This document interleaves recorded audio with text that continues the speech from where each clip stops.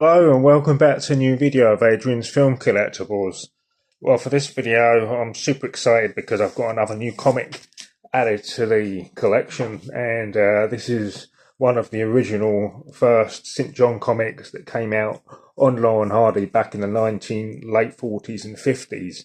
And the St. John comics, they ran for about 6 issues from 1949, and then they had reprints 1955, 1956, and then some of the copies were reprinted as possibly maybe this one because it's got a reissue of original, but this is a 1956. This is March 1956, so this is ultra rare copy, and I have taken it out and had a good look at it, and it is really fragile. And I've taken a load of pictures of all the artwork inside, and then I'll put that on my page so then everyone can see in more detail. But I just love the front covers of these really old, very first early stages of Laurel and Hardy comics.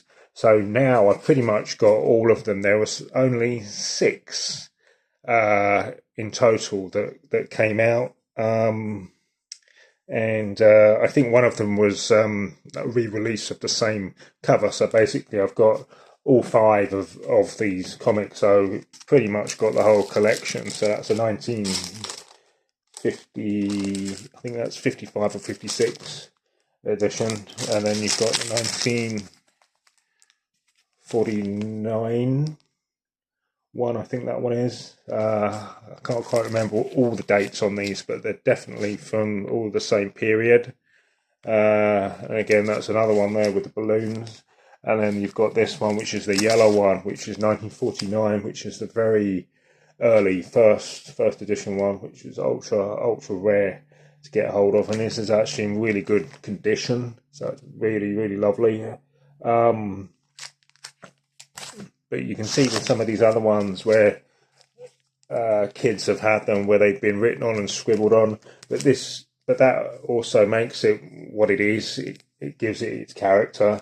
But they're really lovely old vintage comics, and I'm just pleased to be able to find the last one, a part of the collection. So they were released in 1949 and then reprinted again in 1955 to 56, just a few years in between. So so St. John Comics, so instead of re-releasing like different ones or different comic strips, it was basically the same again. But these are a great set of comics. It's a shame they never really took off as big as they could have done. So they only ran these first few copies. So yeah, so you can see even on that one where it's been scribbled on a little bit. So this would have been some kids' pride and joy back in the day.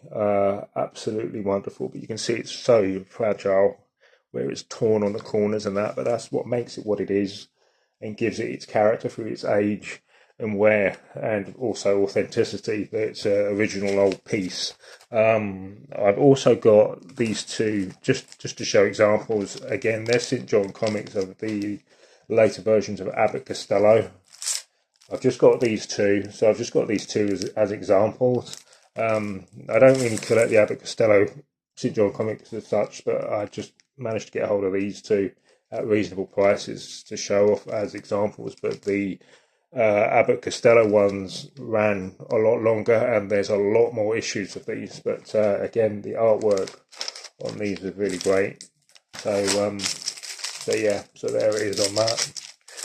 And then just on from that, I was able to get hold of this, which is a really nice little box.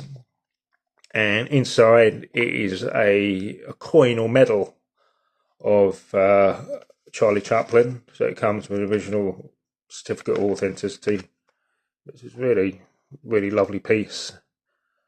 So this is bronze, and this is 1978.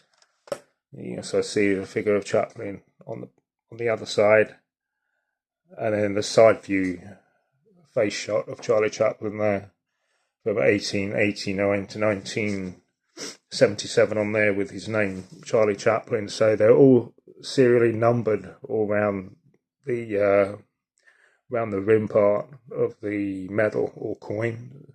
So this is quite heavy. This is about 53.28 grams.